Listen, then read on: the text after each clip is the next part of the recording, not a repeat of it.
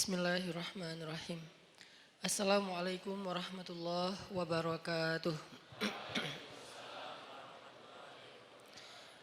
Alhamdulillahirabbil alamin. Alhamdulillahilladzi hadana lihadza wa ma kunna linahtadiya laula an hadanallah. Asyhadu an la ilaha illallah wahdahu la syarikalah wa asyhadu anna Muhammadan abduhu wa rasuluhu la nabiyya ba'dah. Rabbana la tuzigh qulubana ba'da idh hadaitana wa hab lana min ladunka rahmah innaka antal wahhab. Allahumma salli wa sallim wa barik ala sayyidina wa habibina wa azimina wa nabiyyina Muhammad. Rabbi shrah li sadri wa yassir li amri wa hlul 'uqdatan min lisani yafqahu qawli. Teman-teman sekalian, alhamdulillah kita panjatkan kepada Allah Subhanahu wa taala untuk nikmat yang Allah berikan kepada kita, kepada bangsa Indonesia, dan mudah-mudahan kita juga sebagaimana diberikan nikmat, tapi juga Allah memberikan kita kemampuan untuk bisa mensyukuri nikmat Allah.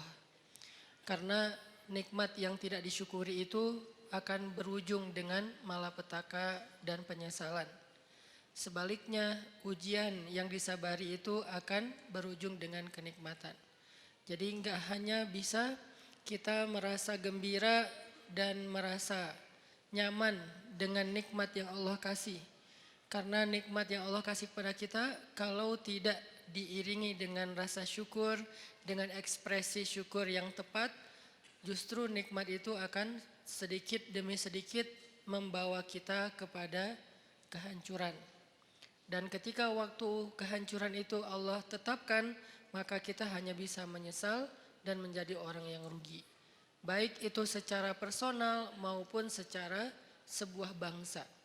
Kalau bangsa ini diberikan nikmat kemerdekaan, bangsa ini diberikan nikmat untuk bisa keluar dari banyak masalah, banyak tekanan, banyak peristiwa-peristiwa besar termasuk pada tanggal 30 September dan seterusnya. Lalu kita tidak mampu mensyukurinya dengan ekspresi syukur yang benar, maka justru nikmat-nikmat yang sudah banyak Allah berikan kepada bangsa ini akan diganti menjadi kebinasaan dan malapetaka. Na'udzubillahi min dzalik. Itu pernah dialami oleh orang-orang sebelum kita. Jadi ini bukan sekedar wacana, bukan sekedar nakut-nakuti, bukan sekedar persepsi subjektif. Tapi ini udah dialami oleh orang-orang sebelum kita. Makanya Al-Quran sendiri yang maha benar selalu mengangkat sejarah sebagai contoh. Padahal Allah cukup mengatakan jangan kayak gitu. Artinya apa yang Allah larang itu udah pasti rugi.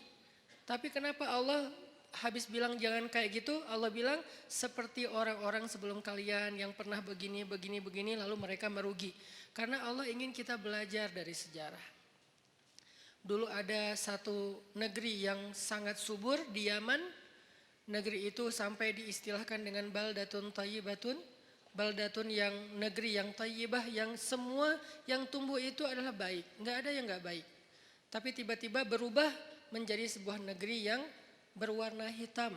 Karena Allah hanguskan negeri itu dengan kebakaran yang luar biasa. Tapi kalau kita baca sejarah, itu bukan kebakaran karena human error. Allahu alam, tapi ini adalah salah satu bentuk kemarahan Allah kepada mereka. Ini artinya kita belajar untuk berekspresi tentang mensyukuri nikmat Allah Subhanahu wa taala, baik kita secara pribadi maupun kita secara bangsa, supaya Allah Subhanahu wa taala mendawamkan nikmat itu untuk bangsa Indonesia.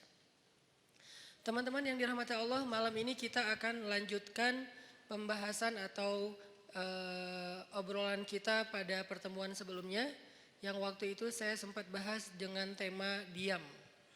Kebenaran setelah pembahasan dengan tema diam ini, ada beberapa pertanyaan yang saya lihat di sosial media, terutama di komen postingan-postingan saya, yang menurut saya belum tuntas pemahamannya. Sehingga muncullah komen-komen yang ada yang sifatnya bertanya, ada yang sifatnya menyimpulkan.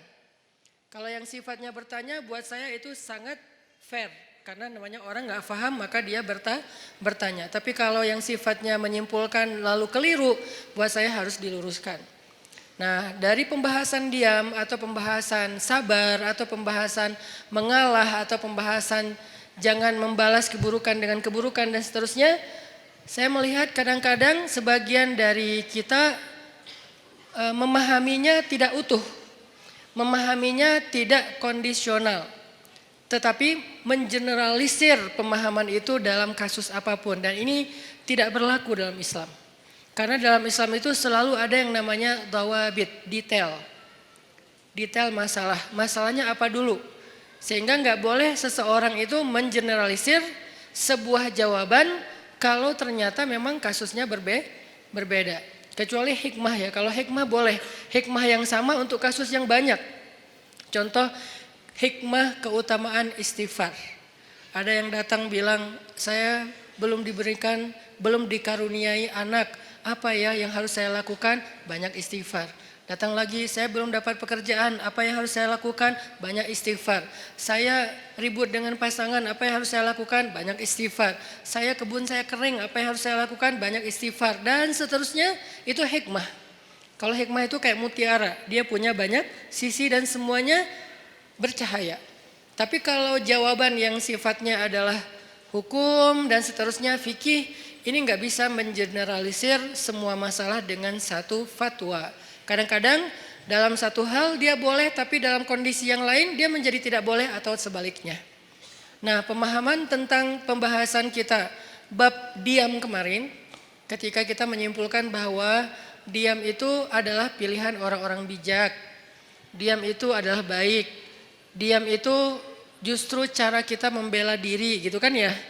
Diam cara paling baik untuk membela diri, bukan membela agama. Itu dua kalimat yang berbeda. Diam cara paling baik untuk membela diri, bukan membela agama. Kalau membela agama atau ada kemungkaran kita diam, itu kalau bahasa ulama dia adalah syaitan dalam wujud manusia. Nauzubillah min dzalik. Gak boleh diam. Cuman kita juga perlu belajar kalau gak boleh diam terus kita ngapain. Karena ada orang bilang kita gak boleh diam, tapi dia juga nggak ngerti ngapain setelahnya, nyikapinnya gimana, ngeresponnya gimana, ekspresinya gimana. Nah, ini semuanya adalah pembahasan yang tidak satu kali pertemuan. Kita harus membahasnya secara berturut, kemudian kita mencoba memahaminya dari semua kondisi. Kemarin kita membahas masalah bahwa diam itu adalah cara untuk membela diri yang paling baik. Nanti fadilahnya akan ditolong oleh Allah, dinaungi malaikat, didoain malaikat. Itu hanya berlaku kalau yang dicela, difitnah, dibully, dihina, apalagi dicaci, di hate speech adalah personal pribadi kita. Berlaku kalau yang dihina itu adalah pribadi kita. Walaupun tetap kemarin saya tegaskan pilihan sikap bukan hanya diam. Kita boleh bersikap dengan merespon. Seperti yang saya cerita ada Rachel dia merespon. Tapi dengan cara agak easy going, santai gitu. Enggak terlalu emosional. Itu juga boleh. Atau kita mengambil sikap menjelaskan. Tabayun bahasa yang sering kita dengar. Itu juga boleh. Atau kita mengambil sikap marah. Atau ada orang ya, jangan kita lah ya. Kalau dalam kasus ini ada orang mengambil sikap marah, dia tersinggung. Kita harus memaklumi karena dia manusia biasa selama marah dan tersinggungnya tidak berlebihan. Jadi ini banyak pilihan sikap. Tapi di antara semua pilihan sikap itu ternyata pilihan diam menjadi salah satu yang terbaik. Salah satu yang terbaik, bukan satu-satunya.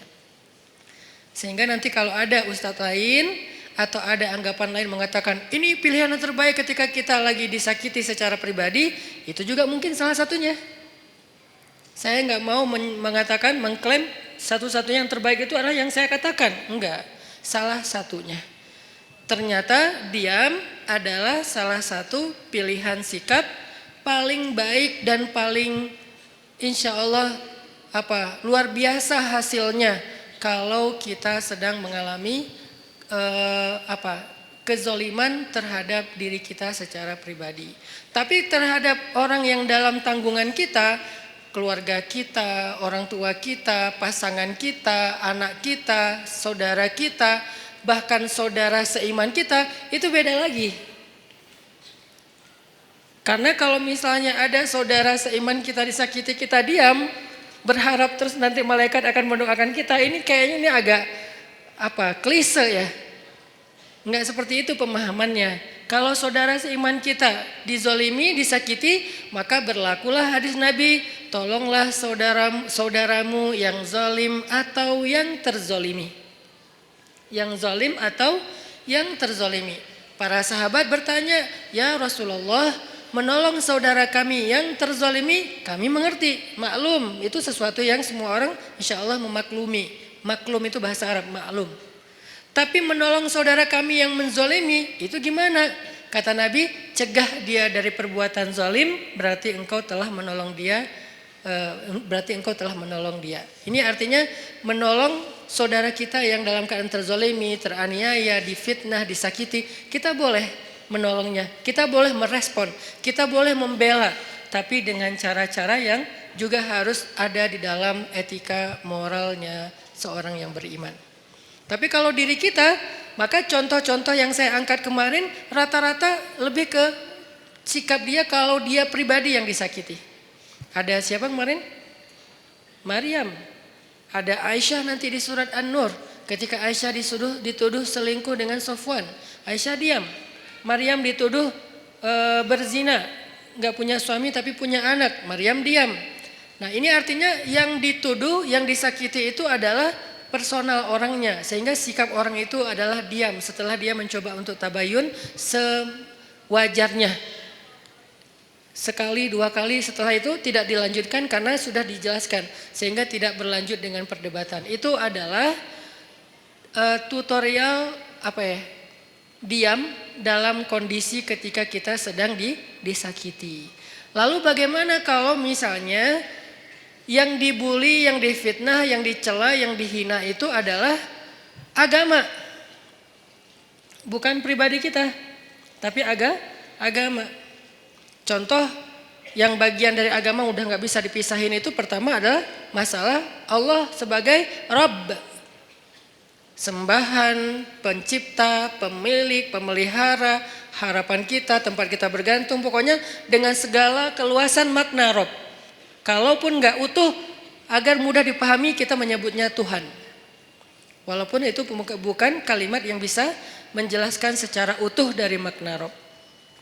Tapi setidaknya sedikit menjelaskan kepada kita, oh Allah berarti Tuhan. Kalau Allah sebagai Tuhan yang dicela gimana?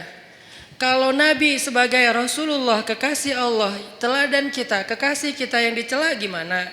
Kalau syariat yang dicela gimana? Kadang-kadang bukan dicela secara langsung, tapi dibikin jadi tidak berharga.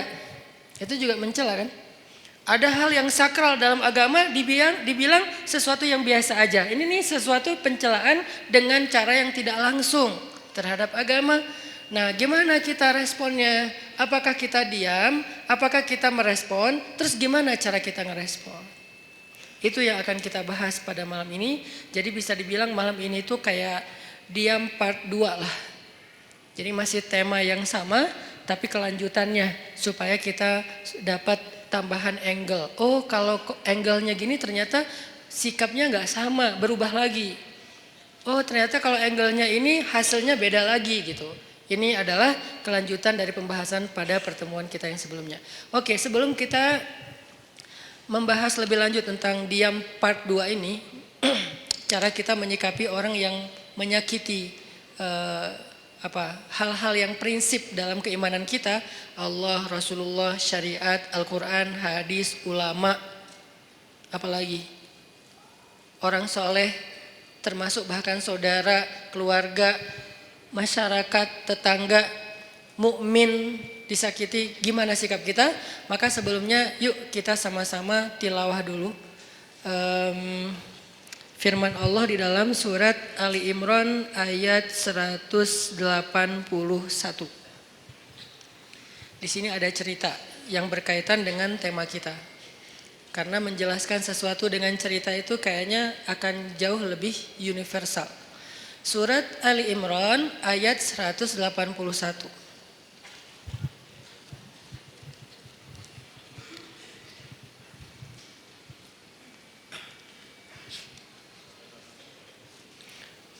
181.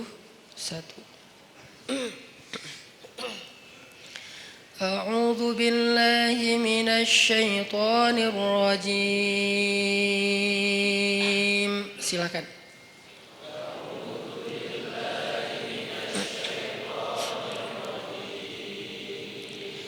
Bismillahirrahmanirrahim.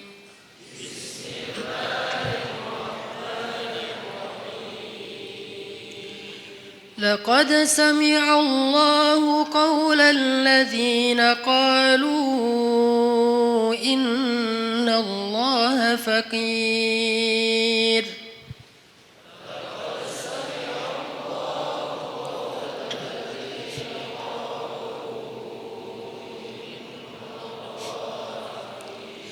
الذين قالوا إن الله فقير ونحن أغنياء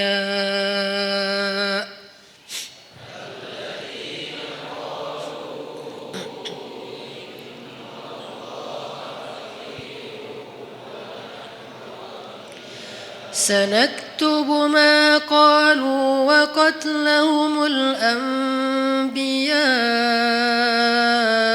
بغير حق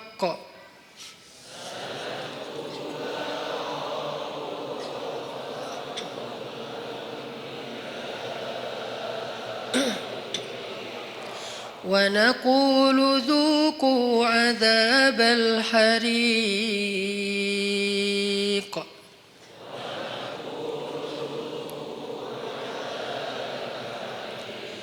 ذلك بما قدمت أيديكم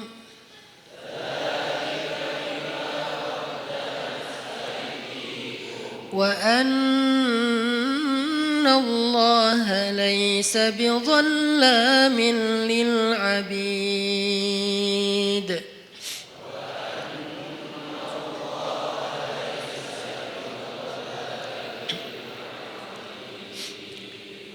Nah, sebelum kita baca terjemah, saya pengen ceritain dulu sedikit adegan yang berkaitan dengan ayat ini.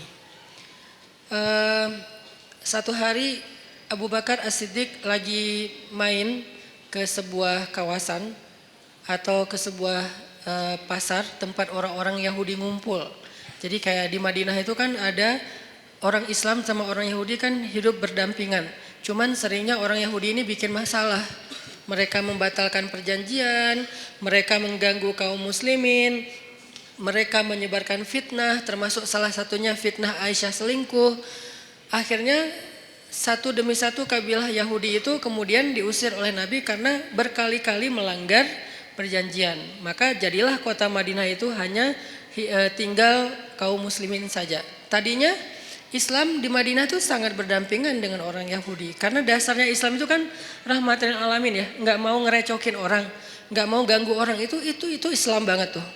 Islam nggak mau ganggu orang, Nabi itu paling nggak enak ngerepotin orang. Itu tuh Islam banget. Tapi juga Islam punya prinsip. Dia punya hal yang buat dia itu nggak bisa ditawar. Salah satunya adalah kehormatan. Apalagi yang berkaitan dengan kehormatan perempuan. Kemudian masalah ideologi, hal-hal yang akidah, syariah, sehingga muncullah kalimat lakum dinukum waliyadin. Kalian dengan cara agama kalian, kami dengan cara agama kami. Bisa nggak kayak gitu kita hidup? Nggak usah saling mengganggu. Bisa, oke. Tanda tangan perjanjian, jalan beberapa lama. Ternyata dilanggar sama orang Yahudi. Sekali dibiarin, diminta pertanggungjawaban 2 kali, kemudian Nabi menuntut 3 kali. Udah berkali-kali sampai puncaknya yang paling parah misalnya kayak membunuh, mempermalukan perempuan muslimah, ini udah gak bisa ditawar. Makanya diusir oleh Rasulullah SAW. Nah, waktu itu kaum Yahudi masih berdampingan dengan Nabi. Satu hari Abu Bakar datang ke tempat main atau nongkrongnya orang Yahudi lah. Kayak kafenya Yahudi lah mungkin atau restorannya Yahudi gitu kan. Mereka lagi nongkrong. Datang Abu Bakar situ.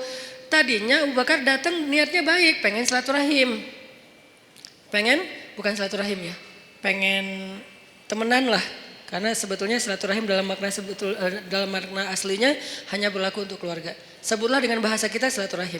Pengen silaturahim sama beberapa tokoh Yahudi, salah satunya bernama Fanhas. Nah, ketika sampai di tempat Fanhas nongkrong, Abu Bakar datang, terus Abu Bakar duduk dengan Fanhas, Abu Bakar ngobrol gitu sama Fanhas. Fanhas, kamu tahu kan Islam itu benar? Soalnya Fanhas ini siapa? Fanhas ini tokoh agama Yahudi yang memiliki ilmu sejarah yang bagus tentang nabi-nabi sebelumnya, yang dia membaca Alkitab, yang pasti di dalam Alkitab itu disebutkan tentang Nabi Muhammad. Makanya Abu Bakar ngobrol dengan Fanhas, baik-baik sih ngobrolnya. Fanhas, kamu tahu kan Islam itu benar? Kamu tahu kan Muhammad itu utusan Allah sesuai dengan yang kamu baca di dalam literasi kamu?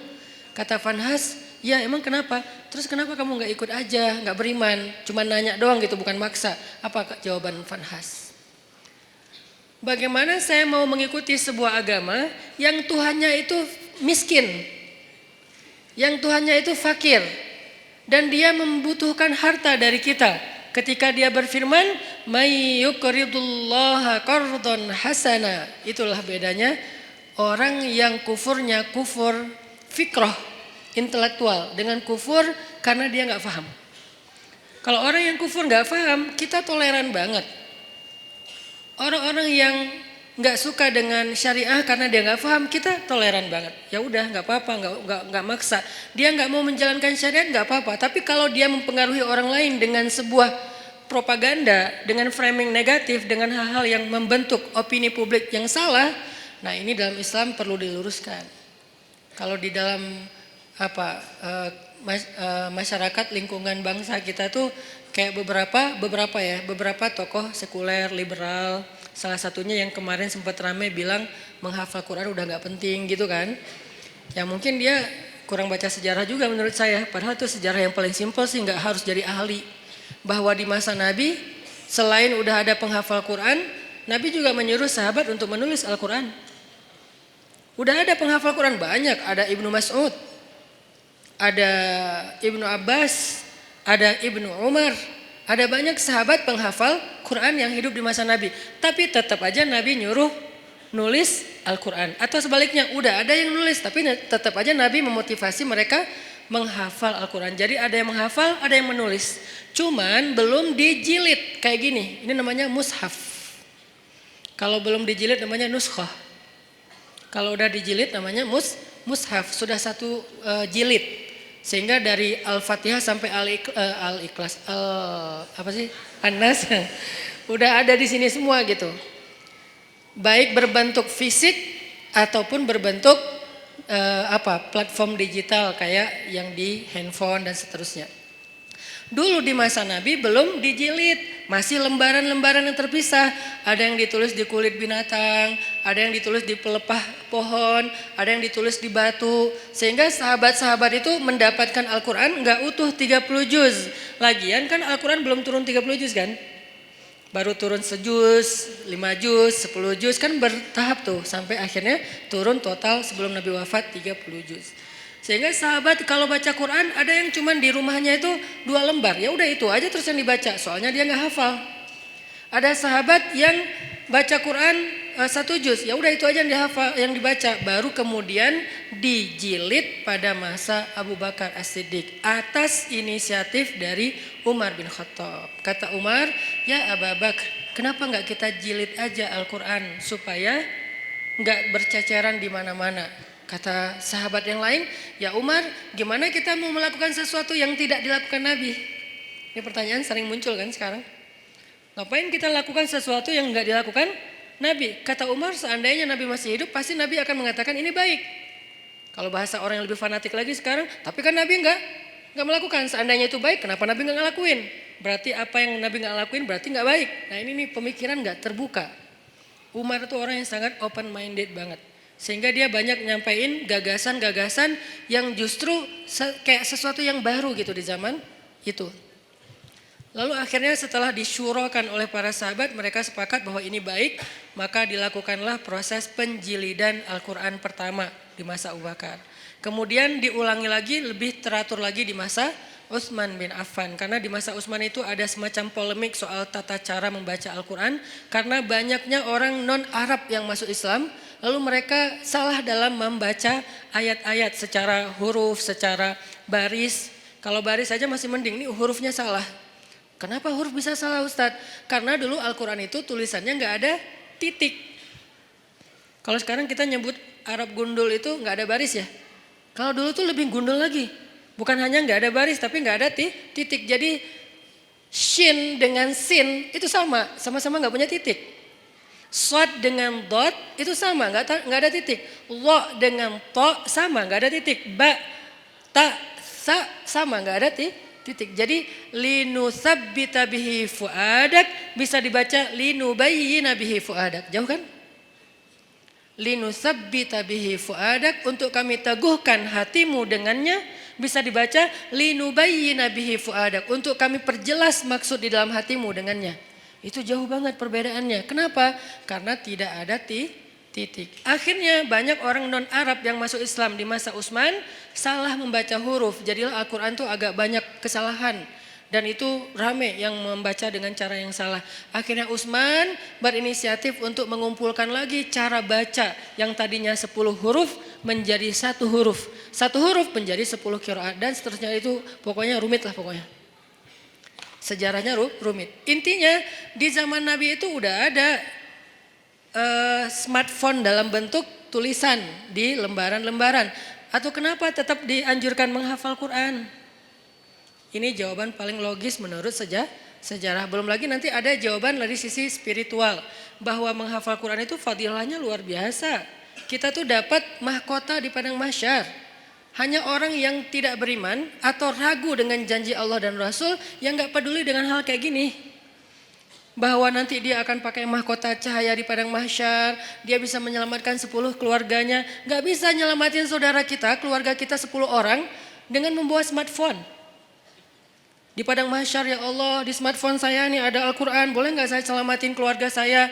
Jangankan keluarga, mantan aja gak bisa. Coba gimana? Jadi memang ada fadilah tertentu, walaupun kita mungkin yang ngomong kayak gini juga belum tentu hafal Al-Quran dengan ayat yang banyak. Tapi setidaknya saya tuh selalu respect banget sama yang menghafal Al-Quran dan menganjurkan. Sampai anak saya sekarang tiga-tiganya sekolahnya khusus tahfiz. Karena saya berharap mereka nggak seperti saya, yang baru serius ngafal Quran pas udah gede. Mereka harus tuntas dulu Al-Quran, sisanya boleh belajar sains, belajar apapun lah. Kan dulu ulama-ulama saintis Islam itu hafiz ya rata-rata ya. Jadi kayak ngafal Quran tuh bukan buat mereka, bukan karena mondok, bukan jurusan agama. Itu emang udah kayak jadi jadi budaya yang soleh di antara masyarakat Islam. Aisyah pondok tahfiz, Maryam pondok tahfiz yang pulangnya sebulan sekali. Yang saya cerita, saya juga kadang-kadang bete gitu, gak bisa ketemu anak. Tapi harus sabar. Yahya masuk TK tahfiz. Yang dari TK itu udah mulai belajar tahsinnya pakai bahasa Arab, bukan pakai bahasa Indonesia. Dia menghafal huruf pakai bahasa Arab. Yang saya pernah sekali tampilin di YouTube ya, yang alifun Allah kayak gitu-gitulah. Saya juga nggak hafal, dia hafal. Artinya saya respect banget dan berharap banget anak-anak menghafal Quran untuk nyelamatin saya nanti di akhirat gitu. Karena saya ngerasa kayak siapa tahu kalau saya belum pantas masuk surga dan belum cukup amalnya, disyafaatin oleh pastinya setelah Rasulullah SAW adalah anak yang hafiz. Gak bisa pakai smartphone, gak bisa pakai Google Drive untuk menyelamatkan keluarga kita di padang mahsyar. Apalagi dapat mahkota. Tapi menyimpannya di smartphone, Google Drive, boleh-boleh aja, ikhtiar. Ikhtiar kita untuk memudahkan mendapatkan Al-Quran ketika mau dibaca. Gak masalah pakai smartphone, cuman menghafal dia pasti punya kelebihan sendiri. 1 huruf yang dihafal itu pasti beda. Nah ini adalah orang-orang yang pemikirannya membahayakan, ngaco. Nah Fanhas sama. Orang-orang yang tidak beriman tapi dia mempengaruhi orang lain dengan kesalahpahaman terhadap kebenaran. Itulah Fanhas. Sehingga dia mengatakan Allah itu fakir, kami itu kaya. Dan itu bukan kata saya loh ya, kata Fanhas. Orang-orang yang awam kan gampang percaya yang gini-gini. Karena Allah berfirman, "May yuqridullaha qardan hasana fayudha'ifahu ad'afan katsira." Siapa yang meminjamkan harta terbaiknya kepada Allah, nanti Allah ganti berlipat ganda. Kalimatnya meminjam. Makanya saya kan pernah posting, yuk kita pinjamkan harta kita kepada Allah. Ada yang komen kan, Allah kok minjam. Ini Ustadz makin lama makin aneh ngomongnya, ngelantur ke sana kemari. Itu bukan kata-kata saya, kata Al-Quran. Tapi kalimat meminjam di sini bukan Allah nggak punya harta. Apa maksud dari kalimat meminjam di sini? Allah pengen ngejamin bahwa harta kita itu nggak hilang, cuma dipinjam bentar, entar dibalikin lagi. Itu maksudnya. Kalau Allah minta kan berarti hilang dong. Kalau Allah pinjam entar dibalikin lagi, dan Allah itu nggak pernah ingkar janji. Ditambah lagi ada kalimat Allah ngebalikinnya nggak sesuai dengan yang dipinjam, dibalikin berlipat kali, berkali lipat. Karena tadi kebalik jadi kebalik juga kata-katanya, dibalikin berkali lipat. Nah di situ juga dikritisi sama si Vanhas. Kata Vanhas, kalau gitu Allah menggunakan sistem riba dong. Kan kita nggak boleh riba. Allah melarang kita riba, tapi dianya sendiri pakai cara riba. Gara-gara dia lagi butuh duit, nggak punya harta, minjam ke kita, biar kita mau, akhirnya dia pakai cara riba. Nggak fair dong Allah kalau kayak gitu. Marah Abu Bakar. Langsung ditonjok sama Abu Bakar Vanhasnya. Gubrak. Wah, Abu Bakar aja yang selama ini kalem, diam aja. Orangnya sabar kalau dirinya yang, kebayang gak ketika di Mekah Abu Bakar itu dikeroyok orang gara-gara ngebelain Nabi. Sampai saking dahsyatnya mereka mengeroyok Abu Bakar, itu wajah Abu Bakar tuh hancur dan gak dikenali. Kamu siapa Abu Bakar? Kok jadi gitu? Mukanya tuh hancur. Abu Bakar terima digituin. Tapi ketika Allah dihina sama Vanhas, wah itu digebukin terus-terusan sama Abu Bakar. Sampai Vanhas dibela rame-rame, terus Abu Bakar pulang. Vanhas datang ke Rasulullah SAW bilang, ya Muhammad, lihat nih apa yang dilakukan sahabat kamu kepada saya. Ini yang kamu bilang Islam, yang katanya damai segala macam. Siapa yang melakukan itu? Abu Bakar. Rasulullah aja gak percaya. Abu Bakar? Kalau Umar, Nabi percaya. Karena Umar kan orangnya tegas, keras kan. Ghalidun syadid, itu julukan Umar. Keras dan tegas, Umar. Sampai ada yang datang ke rumah Umar nanya tentang satu masalah. Kata Umar, kenapa kamu tanya ke saya? Kan ada Rasulullah di tengah-tengah kita. Jadi gak boleh nanya fatwa, hukum tentang agama kepada seseorang ketika ada Nabi di situ, tuh gak boleh. Salah fatal. Sama kayak kita ada ulama, nanyanya yang bukan ulama, gak boleh nanya ke ulama aja. Makanya ketika kita nanya tentang agama bukan ke ulama, padahal di bangsa Indonesia ini banyak ulama, kita tuh udah salah. Jadi nanya aja udah salah, pasti jawabannya lebih salah. Walaupun benar tetap salah. SOP-nya gak kayak gitu. Nah ada orang datang ke Umar, nanya tentang agama. Kata Umar, kenapa kamu gak nanya ke Rasul? Masa nanyanya ke saya? Kata dia, saya udah datang ke Rasul. Terus apa jawaban Rasul? Jawaban Rasul saya gak berkesan. Maksudnya kayak bukan itu yang saya harapin. Dia kayak maksa gitu, pengen jawaban sesuai harapan dia. Kan ada orang kayak gitu kan. Nanya pengen nemu jawaban sesuai harapan. Kalau nggak nemu nanya lagi ke ustadz yang lain. Sampai nemu yang mengatakan, oh ya udah ini halal. Baru dia bilang, tuh kan kata saya juga. 9 ustadz bilang haram, 1 ustadz bilang halal, dia ambil yang 1. Nah ini masih mending lah sesama ustadz. Ini mah Rasul. Rasul udah kasih jawaban, tapi saya nggak cocok gitu. Makanya saya tanya kepada kamu, menurut saya kamu bijak. Dipuji-puji Umar. Apa yang dilakukan Umar? Kata Umar, ya udah tunggu sebentar ya. Dia masuk, keluar bawa pedang. Udah dihunuskan pedangnya. Bukan bawa pedang dalam sarungnya, dihunuskan pedangnya. Ini nih jawaban saya nih, langsung kabur tuh orang. Itu Umar. Karena Umar tersinggung, dianggap sebagai orang bijak sementara Rasul aja ditolak. Itu penghinaan buat Rasul dan penghinaan buat Umar sendiri. Makanya Umar langsung ngeluarin pedang, orangnya kabur. Tapi ini yang melakukan Abu Bakar, bukan Umar. Orang yang gak pernah dikenal, pernah mukulin orang. Satu-satunya yang pernah dipukul Abu Bakar itu cuma berhala. Ketika dia masih kecil, diajak ayahnya untuk ngelilingin tawafin berhala. Ayahnya yang tawaf, Abu Bakar duduk nungguin. Pas ayahnya udah pergi, berhala itu dilemparin sama Abu Bakar. Lo ngapain sih orang-orang tawaf ke lo, padahal gak bisa ngapa-ngapain. Itu Abu Bakar, salah satu sahabat, walaupun sedikit sekali jumlahnya. Sahabat yang gak pernah syirik bahkan di masa sebelum Islam, Abu Bakar. Salah satunya. Abu Bakar, Khadijah, Ali. Ini orang-orang yang dari sebelum Islam pun mereka nggak pernah syirik, nggak pernah nyembah berhala. Tapi yang lain pernah lalu bertaubat dan masuk Islam, kemudian menjadi lebih baik. Abu Bakar yang melakukan. Rasulullah, Abu Bakar, dipanggil Abu Bakar. Lalu Nabi nanya baik-baik karena ini Abu Bakar nih, orang yang wibawa, orang yang baik hati, orang yang lembut. Gak boleh langsung dipercayai aja nih omongan, apalagi nih Fanhas yang ngomong. Rasulullah nanya, ya Abu Bakar, ini perbuatan kamu? Ya Rasulullah. Nabi kaget. Jadi itu bukan hoax. Benar nih Abu Bakar nonjokin orang, gebukin orang. Ya Rasulullah. Ya Abu Bakar, kenapa kamu pukul dia? Apa jawaban Abu Bakar? Ya Rasulullah, inna aduwallah qala qawlan aziman annallaha faqirun wa annahum anillahi aghniya. Ya Rasulullah, sesungguhnya musuh Allah ini mengatakan satu kalimat yang sangat fatal, yang sangat buruk tentang Allah. Dia bilang Allah itu fakir dan mereka itu kaya dan tidak butuh kepada Allah. Maka ghadibtu lillah ya Rasulullah. Saya marah karena Allah ya Rasulullah. Rasulullah nanya ke si Fanhas. Fanhas, benar kamu bilang Allah fakir? Enggak, namanya juga orang Bani Israel. Enggak semua Yahudi itu kayak gitu. Karena ada Yahudi yang lurus dulu, enggak tahu sekarang. Tapi umat Yahudi kan Nabi Musa Yahudi yang membawa agama Yahudi. Kemudian nanti ada keluarga Nabi Musa yang Yahudi termasuk sampai Zakaria, Imran Yahudi kan. Jadi bukan agamanya, Bani Israel lah yang paling bawel itu. Ternyata dia bohong, dia bilang enggak. Wah Abu Bakar udah mukulin saya, sekarang dia memfitnah saya Muhammad. Beginikah didikanmu terhadap sahabatmu? Rasulullah bingung, mana yang benar nih? Abu Bakar mukul Fanhas. Tapi Fanhas bilang saya nggak mengatakan hal yang kayak gitu. Saya disakitin sama Abu Bakar. Abu Bakar itu emang benci sama saya sejak dulu.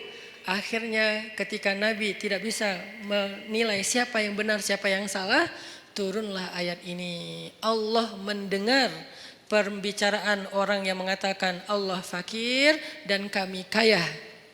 Dengan segala macam kemarahan Allah juga marah tuh.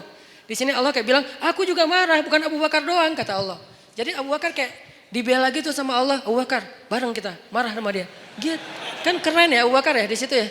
Sampai Allah mengatakan apa tadi ayatnya teh?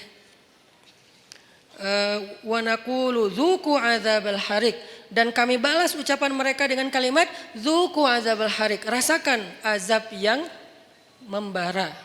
Itu tuh ancaman Allah kepada Fanhas nanti di akhirat. Artinya Allah tuh merestui Abu Bakar marah. Allah merestui Abu Bakar marah. Tapi kita jangan buru-buru menyimpulkan ini terus kita langsung take action ya. Wah ini bahaya, gue tonjokin aja nih. Jangan, karena ini nih Fanhas. Yang kita hadapi kan bukan Fanhas kan, beda-beda kan. Ada yang namanya mungkin dia pakai nama Abu atau apalah kayak gitu-gitu kan. Ini nggak boleh difanhasin. Karena kalau dia difanhasin nanti jadi rame, Islam malah yang jelek juga kan. Makanya ya hadapi aja dengan argumentasi ilmiah, hadapi aja dengan penjelasan yang meluruskan persepsi kepada masyarakat, gak usah terpancing. Biarkan harusnya hukum yang bergerak di situ, karena emang kewajiban seorang yang memegang hukum, penguasa. Kalau dia nggak mengambil tindakan hukum, dia bertanggung jawab di hadapan Allah SWT. Dalam arti membiarkan orang menghina Allah, Rasulullah, agama Allah. Membiarkan saja dosa karena dia mampu untuk mencegah, untuk menyikapinya, untuk menghukum dengan cara yang terbaik. Di zaman Umar, ketika Umar jadi khalifah, ada tuh yang kayak gitu tuh. Suka nyebarin hal-hal yang kayak aneh, nyeleneh tentang agama. Asalnya dari Irak. Dia ini emang tokoh liberalnya Irak lah. Dia nyebarin fitnah tentang makna ayat Al-Quran. Saya lupa tapi ayatnya apa, nanti saya cek lagi. Tapi dia kayak bikin keraguan orang terhadap kebenaran Al-Quran. Kalau dalam bahasa ulama ini disebut dengan istilah syubhat. Makanya ada istilah raddus syubhat, menolak, membantah syubhat-syubhat tentang agama. Ada yang mengatakan misalnya ternyata melakukan hubungan walaupun tidak halal, tidak resmi, tidak dalam akad nikah, asalkan sama-sama rela, itu sesuatu yang dibolehkan. Ini namanya syubhat, menyebarkan fitnah tentang agama di tengah-tengah masyarakat. Ini fatal banget dalam sebuah sebuah bangsa atau masyarakat. Di zaman Umar ada orang kayak gitu. Kalau kita baca sejarah kekhalifahan Umar itu luar biasa loh. Ada orang yang dideportasi karena terlalu ganteng. Selebgram terlalu ganteng dan itu nggak ada hasil editan. Kalau saya kan ngeditnya lama kan ya, pakai editor terbaik lah Rifat C. Tapi kalau ini nggak perlu diedit, udah emang ganteng. Rambutnya ikal sepundak, keren banget.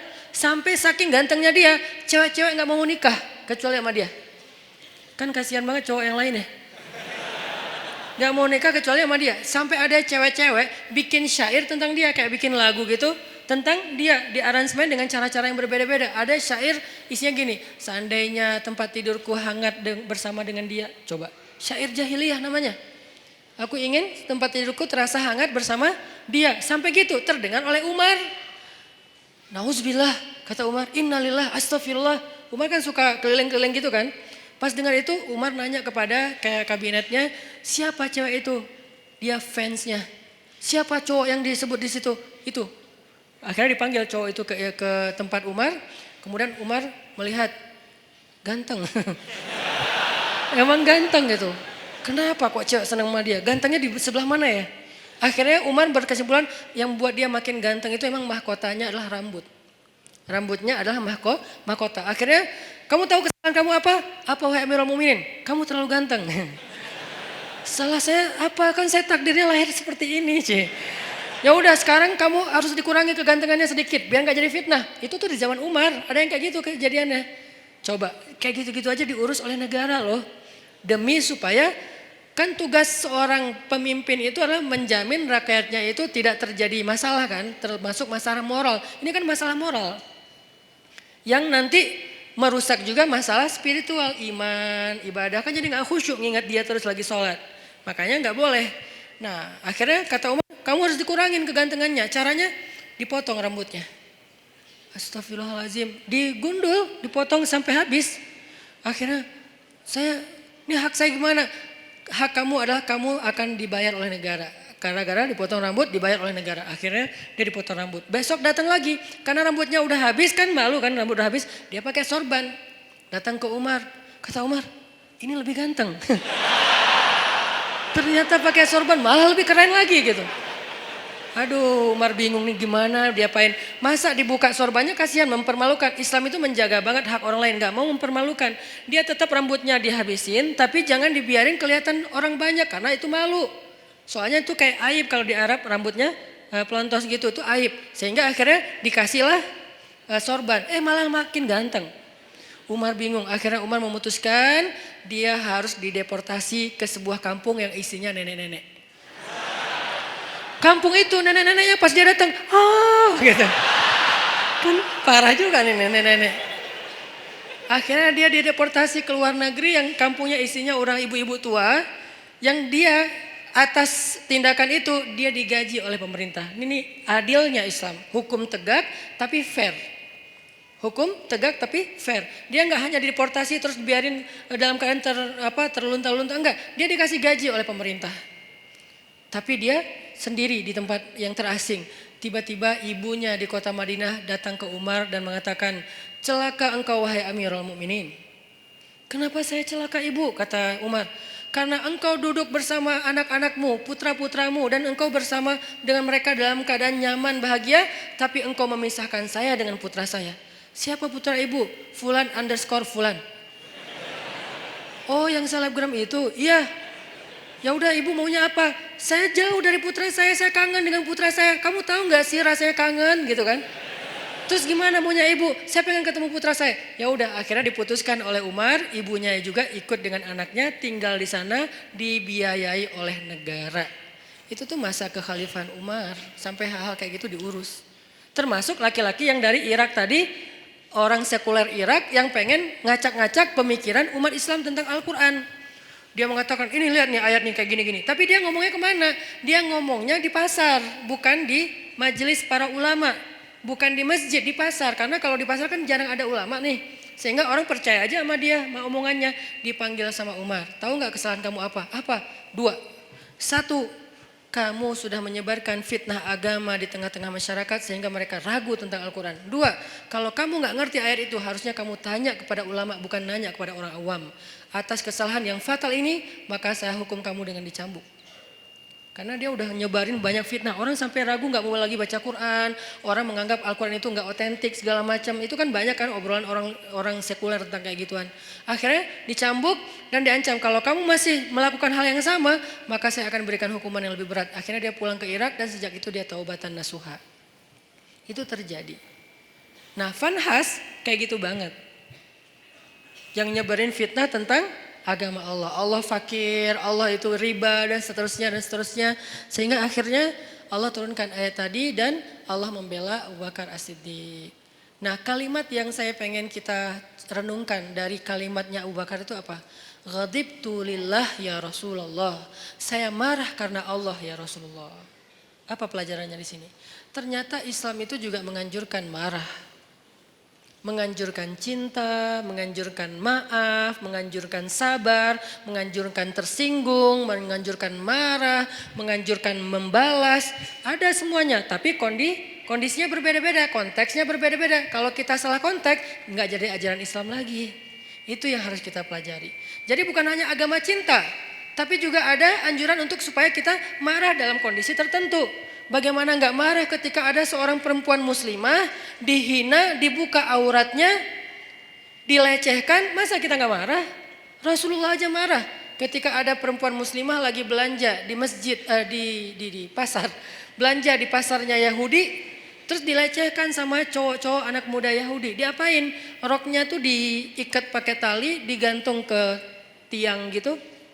Pas dia jalan, kan kesingkap karena ketarik tali kan, sehingga auratnya kelihatan. Dia malu nangis, dibela, digunting tuh tali sama seorang laki-laki pemuda muslim.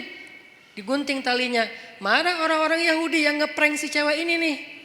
Mereka bilang, lo gak usah ikut-ikutan, ini bukan urusan lo. Ini saudari saya muslimah, saya harus membela sesama orang yang beriman. Lagian kalian zalim, ini kan kejahatan moral. Kalian gak punya akhlak kepada perempuan, gak menghargai perempuan. Terjadi adu mulut lama-lama karena dia sendiri dikeroyok meninggal. Udahlah menghina perempuan, membunuh laki-laki yang mencoba membela perempuan tadi. Nabi langsung marah. Langsung dikumpulkan bala tentara yang kuat-kuat oleh Nabi menuju kepada kabilah itu, dikepung tuh kabilahnya. Setelah dikepung, Nabi memberi mereka kesempatan, 2 pilihan. 1, pergi, 2, perang. Ini namanya marah fisabilillah. Jadi ada jomblo fisabilillah, ada mutusin fisabilillah, ada balikan fisabilillah, semuanya ada fisabilillahnya. Apa maksud saya fisabilillah? Ada jalan yang dibolehkan oleh Allah, ada kondisi yang dibolehkan oleh Allah. Jomblo fisabilillah itu kayak gimana? Jomblo yang sabar, yang tetap istiqomah, yang gak berputus asa dengan berbuat dosa, itu tuh fisabilillah banget. Jadi itu bukan bahasa-bahasa nyeleneh. Justru itu sebuah ungkapan sederhana yang di dalamnya tuh terkandung banyak hikmah yang saya harapin kayak gitu. Jadi bukan jihad fisabilillah. Jihad fisabilillah, ada juga jihad fisabilillah taghut. Orang yang berjihad bukan karena Allah. Begitu juga dalam urusan yang lain. Ghadibtu lillah ya Rasulullah. Saya marah karena Allah ya Rasulullah. Berarti apa? Di antara cabang-cabang iman adalah emosi. Perasaan cinta, perasaan malu, perasaan takut, perasaan marah, itu semuanya bagian dari iman. Kalau ada orang mengatakan iman itu hanya cinta, sampai ada kalimat, ya Allah kalau saya beribadah karena saya penginkan surga, tutup surga itu dari saya. Kalau saya beribadah karena saya takut neraka, masukkan saya ke neraka. Saya beribadah hanya karena cinta kepadamu. Ini membentur-benturkan 2-3 hal yang sebetulnya 3-tiganya baik. 1, roja, mengharapkan surga. Itu baik, bagian dari iman. 2, khauf, takut neraka. Itu juga bagian dari iman. 3, mahabbah, cinta kepada Allah. Itu juga bagian dari iman. 3-tiganya emosional, perasaan. Ternyata iman itu juga menyangkut urusan perasaan. Sehingga pertanyaannya, sudah berimankah perasaan kita? Jangan-jangan yang baru beriman lisan kita. Asyhadu an la ilaha illallah, asyhadu anna Muhammadur Rasulullah. Lisan kita beriman. Apakah hati kita beriman? Yaitu yakin. Apakah perasaan kita beriman? Yaitu takut kepada neraka, mengharapkan surga, mengharapkan ampunan Allah, cinta sama Allah, kangen sama Allah, cinta sama Rasulullah. Itu kan imannya, perasaan. Sudah berimankah pikiran kita? Artinya pikiran kita itu yadhkurunallaha qiyaman wa qu'udan wa ala junubihim. Ingat Allah terus. Dalam keadaan berdiri, duduk, berbaring, itu kayak simbol dari totalitas kehidupan dia. Ingat Allah terus. Itu berarti pikirannya sudah beriman. Sudah berimankah tangan kita yang tercegah dari menyakiti orang lain? Sudah berimankah kaki kita yang tidak mau melangkah ke tempat-tempat dosa? Sudah berimankah sekujur tubuh kita dengan segala bentuk amal solehnya? Termasuk perasaan. Sehingga orang yang tidak marah ketika agamanya dihina, orang yang tidak marah ketika Allah dihina, Rasulullah dicela, itu tuh berarti imannya, perasaannya belum utuh keimanannya. Saya nggak bilang nggak beriman ya, karena itu terlalu ekstrim menurut orang tidak beriman. Tapi dalam bab itu dia belum utuh keimanannya, belum baik keimanannya. Karena harusnya dia marah. Cuman yang harus kita perjelas juga adalah gimana cara kita marah. Gimana cara kita mengekspresikan marah. Marah harus, tapi mengekspresikannya ada banyak cara dan itu sangat kondisional. Gak bisa digeneralisir. Tapi marah harus. Tersinggung harus. Coba kalau ada yang menghina ibu kita, marah gak? Marah pasti, gak mungkin gak marah. Salah gak kita marah? Nggak salah, cuman gimana cara kita marah kan gitu kan. Waktu kecil dulu kan suka gitu kan, ada teman kita menghina ayah kita dengan dibuat foto ayah kita di tanah terus diinjak-injak. Nih ayah kamu nih, gitu kan ya. Akhirnya kita, wah lu menghina ayah gua, akhirnya berantem. Waktu kecil kan suka gitu tuh. Ngalamin nggak sih masa-masa kayak gitu? Udah nggak ada ya? Kalau yang milenial mungkin nggak ngalamin, kalau saya kan sebelum milenial, udah agak tua. Dulu pernah ngalamin masa-masa si bolang kayak gitu tuh. Terus kita kayak bikin kertas, tulis nama ayah saya Abdurrahman, nama ibu saya Kartini. Jadi ibu saya Kartini itu cuma saya yang boleh nyanyi itu. Ibu kita Kartini, cuma saya karena ibu saya Kartini namanya. Kartini Abdurrahman, nih gua injak-injak nih gua sobek-sobek nih. Wah bener nih lo cari masalah sama gua. Akhirnya berantem atau dibalas kalau nggak berani berantem, nulis juga nama ayah dia sama ibu dia. Kita sobek-sobek juga, ujung-ujungnya sih berantem juga. Kenapa kita marah? Karena kita cinta sama orang tua kita, nggak mungkin enggak. Kadang-kadang kita kayak sebel sama ibu kita, tapi kita nggak rela ada orang menghina ibu kita kan. Kadang-kadang kita kayak beda pendapat sama orang tua kita, tapi kita nggak rela ada yang menyakiti orang tua kita. Itu tuh udah pasti. Umumnya kayak gitu, hanya anak durhaka yang nggak kayak gitu. Umumnya orang kayak gitu. Gimanapun dia nggak dekat sama orang tuanya, gimana pun dia kayak nggak nyaman dengan orang tuanya, kadang-kadang berdebat, berselisih sampai marah, tapi dia nggak rela orang menyakiti orang tuanya. Apalagi ini lebih dalam rasanya daripada masalah keluarga.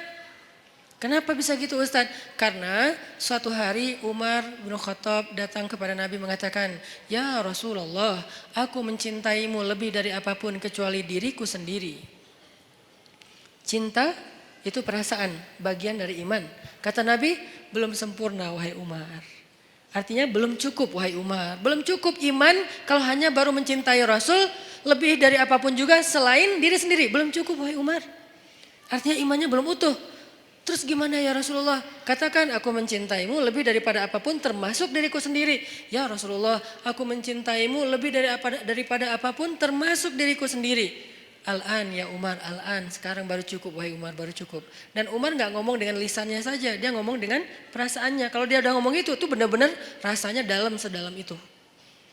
Artinya perasaan, emosi bagian dari iman. Sehingga yang harus kita syahadatkan dalam tanda petik, yang harus kita islamkan, yang harus kita cas terus keimanan dalam diri kita, bukan hanya wawasan di kepala kita dengan duduk di taklim, bukan hanya lisan kita dengan mengucapkan kalimatan thayyibah, tapi juga termasuk rasa, perbuatan, akhlak, semuanya harus ditanya, sudah berimankah diri kita? Sudah berimankah akhlak saya? Sudah berimankah pandangan saya? Karena pandangan orang yang beriman tidak akan melihat aurat. Pandangan orang yang beriman tidak akan melihat yang dosa. Nanti di atas mereka ada yang lebih dahsyat lagi. Jangankan aurat orang lain, aurat sendiri aja gak mau ngelihat. Siapa dia? Ali bin Abi Thalib. Aurat sendiri aja gak ngelihat. Coba, kebayang gak tuh? Ya gak usah dibayangin juga sih. Aurat sendiri gak mau ngelihat. Saking Karamallahu wajhah, saking mulianya wajah dan matanya Ali bin Abi Thalib. Aurat sendiri nggak mau lihat. Dalam peperangan dia duel sama musuh, kemudian dia menebas kaki musuhnya dengan pedang Ali, lalu tersobeklah pakaian laki-laki tersebut dan kelihatan pahanya. Ali langsung palingkan wajahnya, nggak mau ngelihat paha musuh coba. Padahal lagi perang tuh, bukan lagi jalan, lagi kayak kena motor atau apa misalnya sobek, enggak. Dan itu cowok. Kebayang gak cewek? Kalau kita cewek, ini cowok. Artinya ya apa sih, teman doang atau apa gitu kan ya. Walaupun ada sebagian yang mengatakan paha bukan aurat. Kalau yang mengatakan paha bukan aurat berarti adegan itu bukan paha, lebih dari itu. Kalau yang mengatakan paha itu aurat berarti kejadian itu hanya sebatas paha. Dua-duanya pendapat ulama dan kita hargai. Yang jelas Ali gak mau ngelihat, langsung memalingkan wajahnya. Nah musuhnya kan curang, di mana-mana kan di film juga yang fiktif, yang namanya antagonis selalu curang kan. Gak ada yang antagonis tapi baik hati, itu namanya bukan antagonis, hero. Dia pasti curang, begitu Ali sebagai superhero-nya balik arah, dia nyerang, curang kan. Tapi Ali, yang digituin Ali gitu, salah orang. Ali balik arah, justru pedangnya tuh lagi siaga. Begitu dia nyerang, diputerin lagi tuh pedang, putus leher musuh tersebut. Dan itu musuh bukan orang biasa, legendnya orang Mekah. Yang sahabat-sahabat gak berani duel sama dia, diam semuanya. Ali yang berani. Siapa yang mau menantang saya? Diam sahabat yang lain. Kata Ali, gak ada yang bangkit. Ya Rasulullah saya. Kata Rasulullah, Ali duduk. Duduk aja Ali. Gak ada cowok di antara kalian yang berani nantang saya. Marah kan Ali digituin kan ya. Sahabat-sahabat diam. Kenapa gak ada yang bangkit? Itu tuh terkenal Amru. Orang yang paling jago berpedang di antara orang Mekah. Belum pernah kalah sama sekali. Jadi benar-benar menang KO terus gitu. Amru yang menantang. Dia, Ali bilang, ya Rasulullah saya. Ali, aku gak tega kalau sesuatu terjadi sama kamu. Rasulullah aja kayak ngerasa Ali gak bisa ngalahin dia. Ali diam, tapi gergetan banget. Siapa yang berani nantang saya? Atau kita pulang aja nih, udah beres. Akhirnya, ya Rasulullah, jangan biarkan dia menghina Islam. Biarkan saya menghadapi dia, Allah yang akan menolong saya. Ali hati-hati ya. Ya Rasulullah, datanglah Ali. Akhirnya tarung dan Ali menang telak dalam pertarungan waktu itu. Ini nih karamallahu wajah. Matanya itu mata yang beriman. Telinganya telinga yang beriman. Lisannya lisan yang beriman. Wajahnya wajah yang beriman. Gimana wajah yang beriman? La tahkiranna minal ma'rufi syai'a walau antalqa akhaka biwajhin taliq. Janganlah kalian ngeremehin amal soleh walaupun kecil, walau sekedar bertemu dengan saudaramu dengan wajhun, wajah, bahasa Arab jadi bahasa Indonesia, wajah yang apa, sumringah, wajah berseri-seri, wajah yang happy. Jangan ketemu teman kita cemberut aja. Kamu kenapa? Enggak, emang muka saya emang kayak gini. Nah, kalau itu beda ya. Tapi berusaha untuk tersenyum, itu tuh wajah beriman. Jadi wajah aja, ada wajah beriman, ada yang wajah tidak beriman. Wujuhu yauma idzin muswaddat, gitu ya kurang lebih. Pokoknya wajah mereka hari itu dalam keadaan tertutup debu, dalam keadaan apa? Alaiha ghabarah, dalam keadaan tertutup debu, dalam keadaan hitam legam. Itu wajah orang kufur. Sedangkan orang yang beriman wajahnya bercahaya, wajahnya happy, wajahnya bahagia dari sejak di dunia. Wajah kita sudah berimankah? Kemudian apa lagi? Hati kita sudah berimankah? Perasaan kita sudah berimankah? Tangan, kaki kita sudah berimankah? Rambut kita sudah berimankah? Dan seterusnya, semuanya. Gimana rambut yang beriman Ustadz? Nabi melarang kita untuk membuat rambut yang terlalu ditipisin sebelah ya, sampai tinggal di atas doang gitu kan. Itu dalam Islam dilarang. Berarti rambut yang beriman yang gak kayak gitu. Kalau ditipis sedikit gak apa-apa, tapi ini tipisin habis tinggal gini doang. Ya itu tidak dianjurkan dalam Islam. Berarti rambut yang beriman, rambut yang biasa-biasa aja. Kalau bisa agak luar biasa dikit. Tadi kayak cowok yang keren tadi, rambutnya sepundak, ikal. Kalau gak mampu Ustadz, karena kalau udah saya panjang gak turun ke bawah, naik ke atas. Ya udah jangan dipaksain. Tergantung jenis rambut. Yang jelas rapi, terus dirawat sama dia kan ya. Itu rambut orang beriman. Ternyata iman itu bukan hanya soal sholat, puasa, termasuk perasaan. Jadi marah itu bisa jadi bagian dari iman kalau tepat dalam kondisinya. Sehingga Abu Bakar marah, ghadibtu lillah ya Rasulullah. Itu kata kuncinya. Aku marah karena Allah wahai Rasulullah SAW. Sehingga kita wajib marah teman-teman.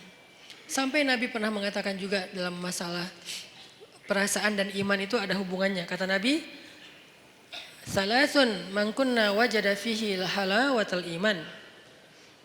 Man kunna fihi wajada halawatal iman.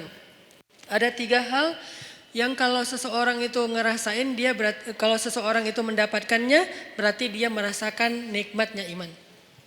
Merasakan puncaknya iman. Merasakan loh ya, bukan melakukan, bukan mengatakan, bukan memikirkan, tapi merasakan, rasa. Dan 3-tiganya rasa. Ada 3 perasaan yang kalau seseorang mendapatkan dalam dirinya berarti dia berada di puncaknya iman. 1. Ayyakunallahu wa rasuluhu ahabba ilaihi mimma siwahuma. Ketika Allah dan Rasul lebih dicintai olehnya dari apapun juga. Cinta, perasaan. Yang kedua, perasaan juga. Ayyuhibbal mar'a la yuhibbuhu illa lillah. Mencintai seseorang dan tidak mencintainya kecuali karena Allah. Mencintai sesama muslim, mencintai ulama, mencintai habaib, mencintai para kiai, mencintai guru-guru kita, mencintai orang yang soleh, yang lebih soleh dari kita, mencintai, itu perasaan. Dan itu adalah wajada halawatul iman, puncaknya iman.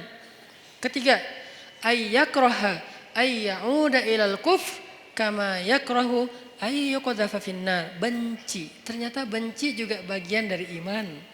Benci, bagian dari iman. Jadi kalau ada orang Islam itu tidak membenci, benci. Kepada apa dia benci? Kepada dosa, kepada kemungkaran, kepada kekufuran dia benci. Makanya bahasanya ayyakra ayyauda ilal kufr. Dia benci untuk kembali kepada kufur. Saya enggak mengatakan kalimatnya benci kepada orang kafir, enggak. Benci kepada kembali kepada kekufuran. Artinya perbuatannya. Dia benci dengan perbuatan dosa, bermaksiat, dia benci.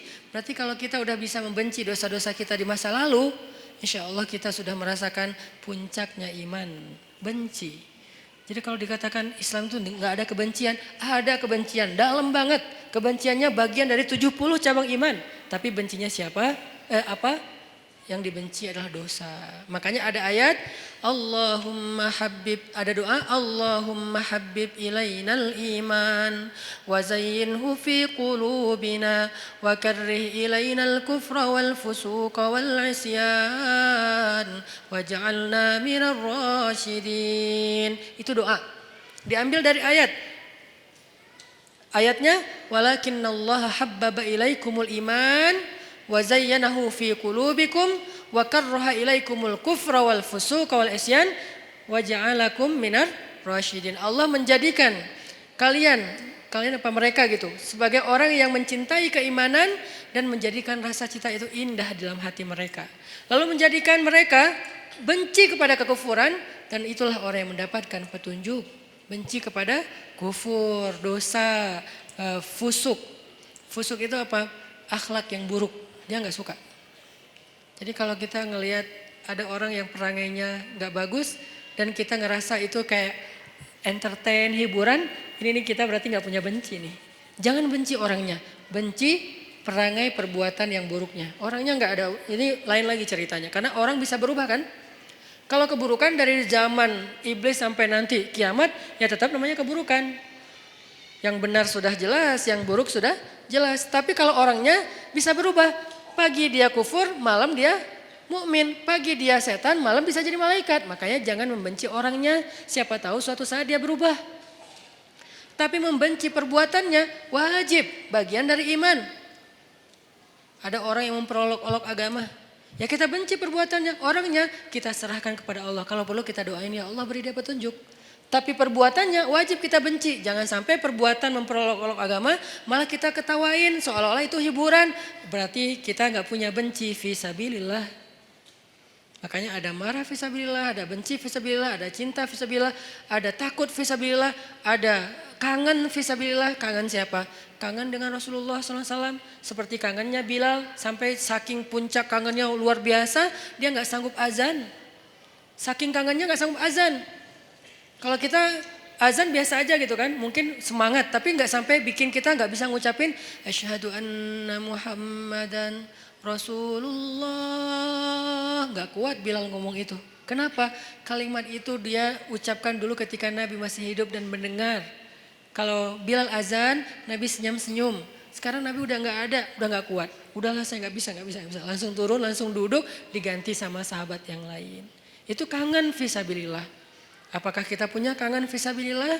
Apakah kita punya cinta fisabilillah? Apakah kita punya benci fisabilillah? Apakah kita punya marah fisabilillah? Apakah kita punya memaafkan fisabilillah? Karena semuanya perasaan.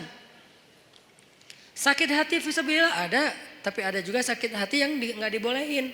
Baper fisabilillah banyak, makanya baper itu bisa jadi ibadah. Tergantung konteks. Kan baper itu bawa perasaan kan? Benar nggak sih artinya? Salah satu di antara baper yang berpahala yang gimana? Baper ketika sholat. Allahu Akbar. Idza waqa'atil waqi'ah. Udah mulai baper tuh. Bawa perasaan. Begitu disebutkan tentang orang-orang yang golongan kiri. Wah udah gak kuat lagi. Dia nangis, dia gemeteran. Saking gemeteran lututnya gak kuat menanggung beban tubuhnya. Dia tersungkur. Kharru, tersungkur, lalu dia sujud, sujadan, dia sujud, wabukiya, dan dia menangis dalam sujudnya. Siapa dia? Umar bin Khattab, orang yang paling baper dalam sholatnya. Kalau udah baca ayat-ayat kiamat di dalam sholat, Umar baper banget. Makanya ada baper yang negatif, ada baper yang positif. Sehingga semua itu soal perasaan teman-teman. Untuk itu kita perlu belajar, wah saya sedih nih, saya kecewa nih, saya tersinggung nih, saya marah. Nah yang terakhir pertanyaannya gimana cara kita mengekspresikan kemarahan kita Ustadz. Kalau yang dihina itu Allah, Rasulullah, Islam, bahkan orang tua kita, keluarga kita, apa yang harus saya lakukan? Jangan membalas keburukan dengan keburukan, itu prinsipnya. Tadi dibacakan di sholat isya kita, idfa billati hiya ahsan, balaslah dengan cara yang lebih baik, walaupun kita marah. Lalu bagaimana dengan cerita Abu Bakar As-Siddiq? Tapi di situ bukan hanya ada satu tokoh, ada Fanhas. Nah, apakah kita tahu persis yang kita hadapi itu Fanhas? Jangan-jangan kita menjudge Fanhas banget ini, padahal dia bukan Fanhas. Dia bisa jadi adalah orang Badui yang mengencingi Masjid Nabawi. Kan itu juga perbuatan yang menghina Islam kan? Dia datang ke Masjid Nabawi, dia buang air kecil di situ. Lalu Umar udah siap-siap tuh, saya penggal nih kepalanya nih, saya penggal nih. Kata Rasulullah, ya Umar, mahlan, tunggu Umar. Ya Rasulullah, dia udah menghina masjid, dia menghina agama kita dan segala macam. Dia tuh masuk ke masjid buang air kecil loh. Lebih dahsyat. Nabi kemudian mengatakan, tunggu, jangan ganggu dia. Maksudnya kalau sahabat langsung nyuruh dia pergi kan terganggu, soalnya dia lagi menyelesaikan hajatnya kan, kepotong kan terganggu kan, sakit. Akhirnya beresin dulu, tunggu. Udah beres, yuk kita cari air, ambil air, bersihin. Udah disiram sama sahabat, dipanggil dia sama Rasulullah. Kamu dari mana? Dari kampung ini. Oh pantesan. Dia tuh orang pedalaman yang tidak tahu peradaban. Di tempat dia, semua tempat itu toilet. Karena buat mereka tuh kan biasa aja, maaf ya. Di beberapa tempat kita ngelihat kadang-kadang orang buang air sembarangan kan. Karena dia rata-rata orang yang berpendidikan rendah, orang yang mungkin tidak belajar, orang yang belum modern, belum berperadaban. Buat dia biasa aja kayak gitu, malah kadang-kadang gak malu.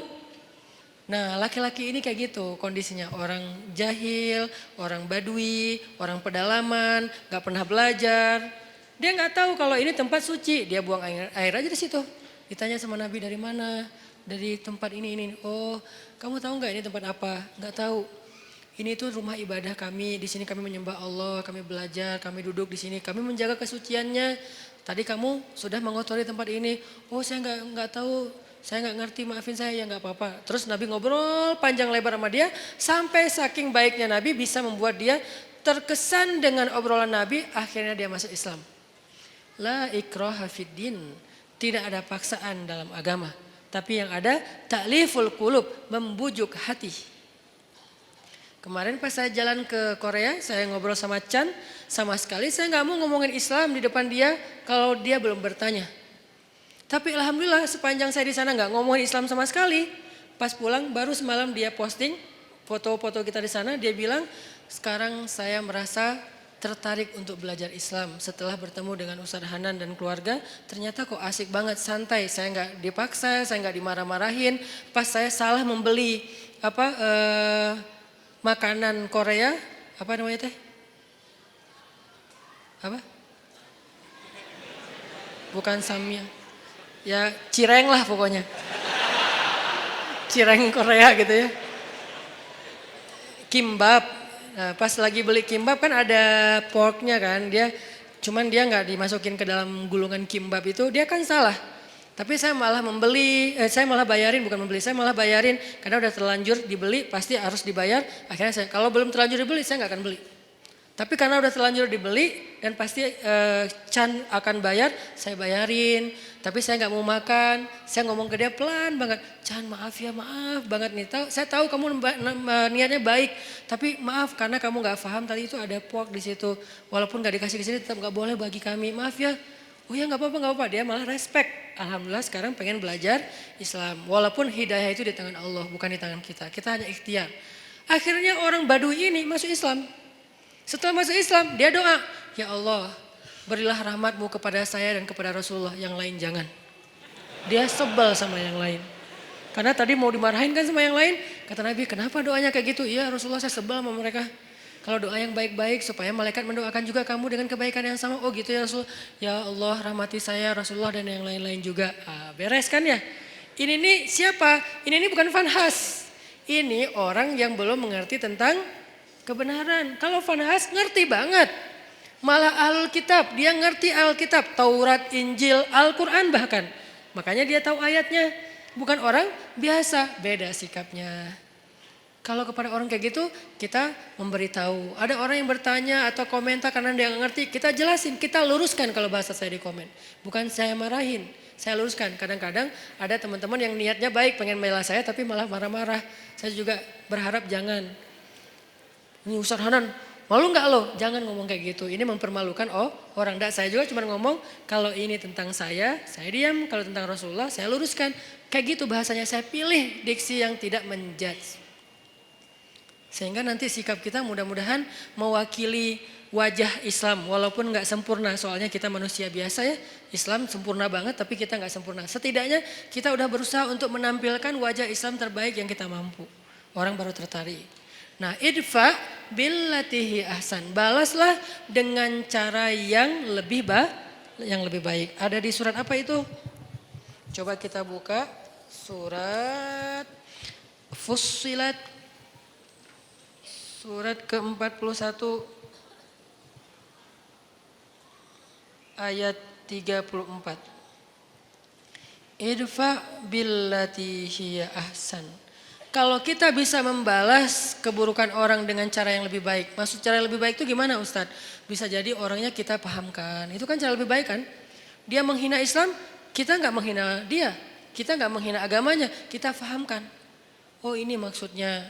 Kalau dia nggak bisa juga, kita coba kebaikannya dengan cara lain. Kadang-kadang ada kebaikannya bukan dengan pemahaman, dengan narasi. Kita kasih dia hadiah kalau ada yang kenal dengan dia. Minimal kita senyumin dulu, minimal kita nasehatin dengan diam-diam lewat DM atau apapun lah. Pokoknya jangan sampai kita mencela, mendebat, ngebully rame-rame dengan nge-replay komennya dia. Kasihan, kadang-kadang dia nggak ada niat mencela, cuman karena nggak paham, akhirnya di replay banyak ratusan replay, semuanya menjat dia. Saya kasihan kadang-kadang kayak gitu. Padahal niat saya tadi pengen meluruskan, tapi di bawah tuh wah macam-macam. Walaupun niatnya baik, tetap caranya belum tepat. Sehingga balaslah dengan billatihi ahsan. Hasilnya apa kalau kita bisa konsisten kayak gitu? Hasilnya faidza alladzi bainaka wa bainahu adawah ka'annahu waliyyun hamim.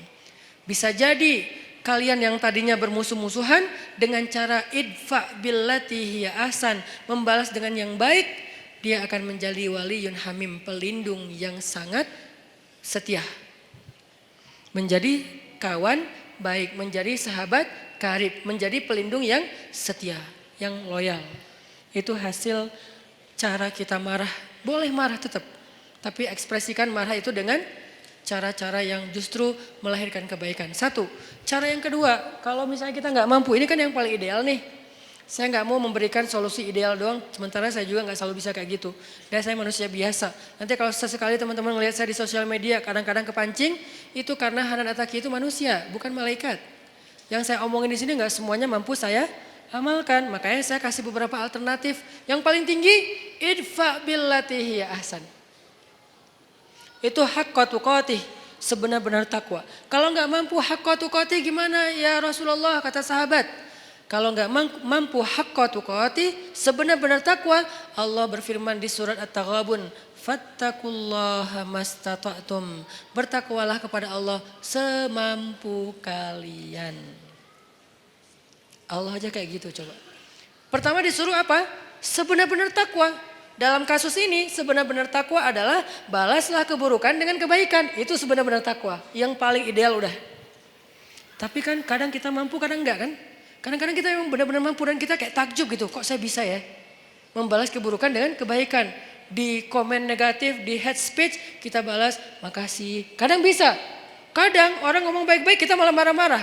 Namanya juga manusia. Naik turun imannya. Kalau iman lagi naik jadi malaikat. Kalau lagi turun jadi setan. Kan gitulah kita ya.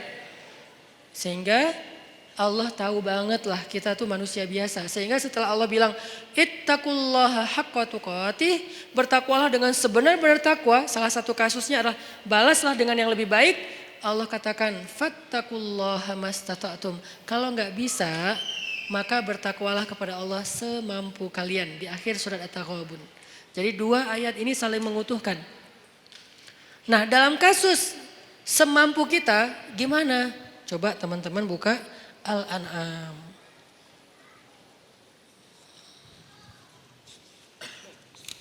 Di surat Al-An'am ayat 68. Coba lihat surat Al-An'am ayat 68. Wa idza ra'aital ladzina yakhuduna fi ayatina fa'arid anhum hatta yakhudu fi haditsin ghairihi wa imma yunsiyannaka asy-syaitanu فلا تقعد بعد الذكرى مع القوم الظالمين. Kalau ada orang yang memperolok-olok ayat Allah, yang memperolok-olok agama Allah, yang memperolok-olok syariat Allah, maka maka berpalinglah kamu dari mereka. Itu kalau kita nggak bisa membalas dengan yang lebih baik, udah berpaling aja, jangan ikut-ikutan. Di grup, ya udah. Diam. Live group Ustadz, ya mungkin ayat ini salah satu ayat tentang anjuran untuk live group. Kalau isi grupnya terus-terusan, semuanya kompak, hanya ngomongin yang nyeleneh-nyeleneh, kayak hal-hal yang aneh tentang agama, syubhat, ya udah kita dianjurkan oleh surat Al-An'am ayat 68 untuk live group. Ini juga live group fisabilillah. Live group karena Allah, bukan karena kita masalah personal. Saya nggak nyaman lagi di situ. Kenapa? Saya sering dicuekin. Itu bukan fisabilillah. Kalau saya broadcast nggak ada yang respon. Kalau teman saya broadcast semuanya nyamber. Kayaknya mereka nggak senang sama saya. Udahlah saya live aja. Itu tuh bukan fisabilillah. Boleh nggak Ustadz? Boleh. Tapi bukan fisabilillah. Jangan bilang-bilang ini fisabilillah loh ya. Enggak. Tapi kalau isinya gibah, isinya fitnah, isinya berita bohong, isinya mencela, isinya hal-hal yang gak penting, bukan gak penting, hal-hal yang dosa. Maka kata Allah, a'rid hanhum, tinggalkan mereka. Tinggalkan mereka dalam konteks sosmed, live group, unfollow, atau minimal gak usah terlibat. Terus kata Allah, kalau setan membuat kalian lupa dengan anjuran ini, anjuran untuk pergi ninggalin mereka, maka janganlah kamu tetap di situ ketika kamu ingat. Sampai tegas banget Allah suruh pergi.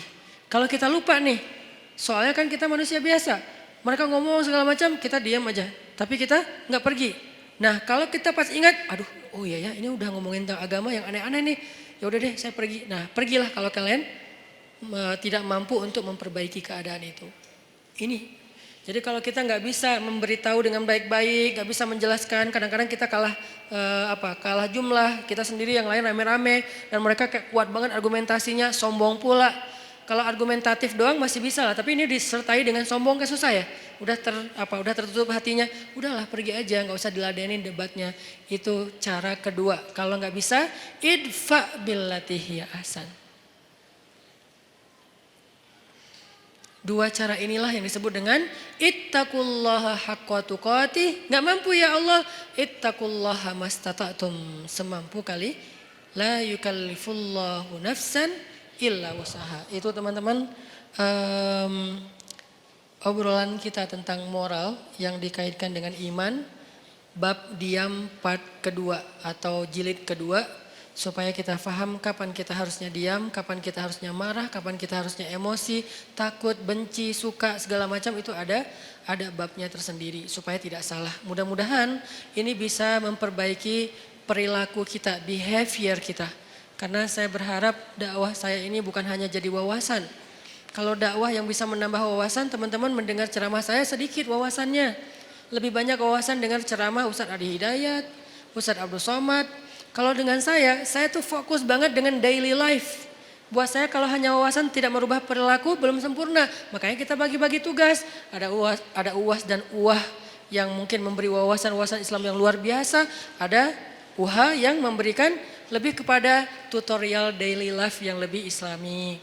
Behavior, persepsi dan seterusnya. Lagian ini tuh praktis insya Allah dalam kehidupan kita. Di sosial media atau dalam kehidupan sehari-hari.